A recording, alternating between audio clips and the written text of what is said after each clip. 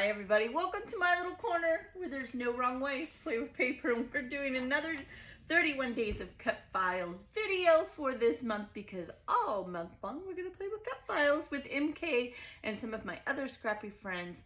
MK's created a playlist, so you can go and click one link and see what everyone who is playing along is doing, as well as a Facebook group just for 31 days of cut files. You can look it up or click the link in the description and you can see what is happening and be inspired by other people using the same cut file. Now, I've said this before, you guys can get these cut files, those links are there too, and I'm out of breath. Okay, so this is the cut file that we're doing today. This was designed by Miss Janet Fritz from the Galaxy Girl here on YouTube, and she is a wonderful creator. I have already kind of done a base. We'll talk about that in a second. I've already colored my cut file. Now, all I've done is colored the backdrop black and then the inside pieces, because I'm going to put it back together. You could probably figure out a way to get two titles out of this, but I'm going to use it as it is. And when I set these inside of here, I'm hoping that it'll make them pop, and then I'll put a little enamel dot, and we'll talk about more of that later. All I did was take markers to it. That's it. My tri-blend ones. And then I'm using this paper from Echo Park called Country Kitchen. You guys might remember that as Cartabella Country Kitchen was used for the recipe layout.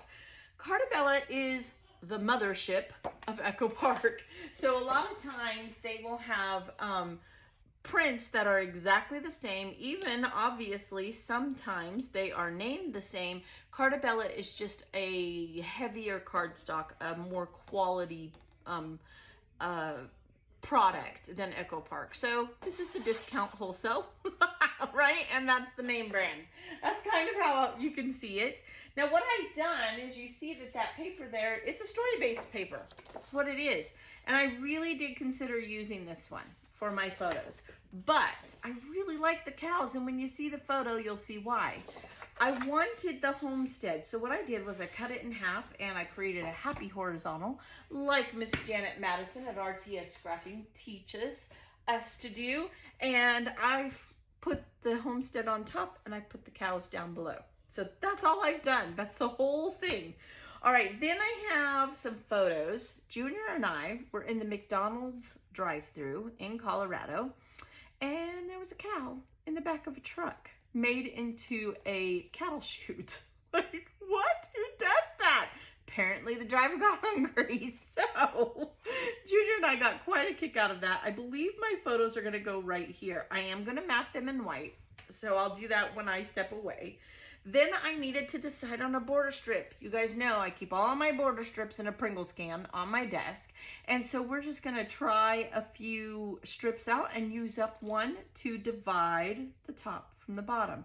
I kind of like this one, but I'm kind of going for this red. I'm thinking either that red or this red. I think this one, that one will blend in too much. So that's a no.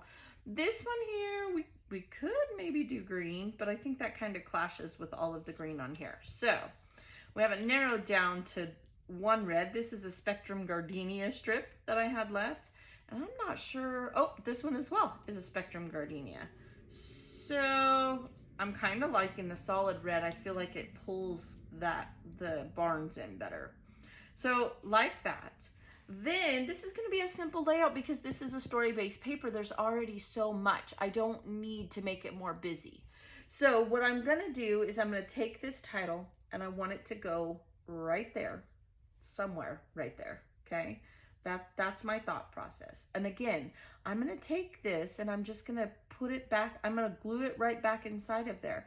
And it's gonna have the black and the brown, and it's gonna have a little bit of contrast, and I'm hoping it'll stand out, okay? Now I know that's not in there very well, but that's what it's gonna look like.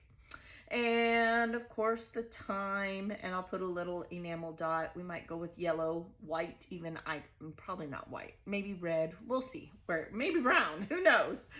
Then I have these here, and I do have some stickers from the sticker sheet of the Cartabella sticker sheet. And I thought, oh, this matches right up here, but I cut off the windmill. So that's not gonna work. I mean, I could, but I need somewhere to journal. I don't know where else I would journal because I think I'm gonna do just a little journal block here. So I got some chickens, but we're talking about cows. And do you think I had any cows? No. I had a pig, again, not a cow.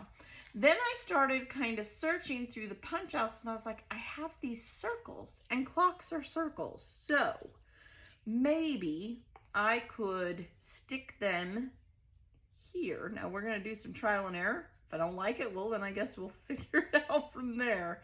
And just do maybe a little cluster right here to add on to the title. Again, I don't need a lot on this page because it's a story-based paper. The print of the beautiful paper is doing a lot of the work. So the only other thing I would do, again, we're gonna pop some white down here when we mat these. I'll have a journaling block here. I don't know that there's anything else to do other than maybe a few enamel dots, which I'm not even sure I want that, but maybe. So this is an example of story-based paper and how to use it. I struggle using it. Maybe you struggle too. I hope it encourages you. I'm going to step away and I'm going to put it together. We're going to see what happens. You guys know me. Sometimes I do things different. So let's just see where we're at when I come back and we'll chitty chat some more. Thanks for being here. All right, I got it all glued down. See, does not need anything more. I think if I were to put more embellishments on here, it would be too much. It just would. Use those story-based papers. I struggle, but it can be done. I did add this little sticker here just so I had 5 circles going across. Really, I just have one cluster in this little L around this photo. I did add some of Gina Marie brown enamel dots and it just all came together. This was a really simple page and yet it 100% tells the story. I hope that when Junior gets older, he sees this in his book and he chuckles because him and I were laughing so hard that this poor cow was in the, I want to know how they got the cow in the back of the truck. Like, how did that even happen? Would have liked to seen that. All right, you guys, I hope that you're inspired. I hope if my layout isn't your cup of tea, you will check out the other creators. Mostly, I hope you're blessed and I will see you tomorrow. Bye-bye.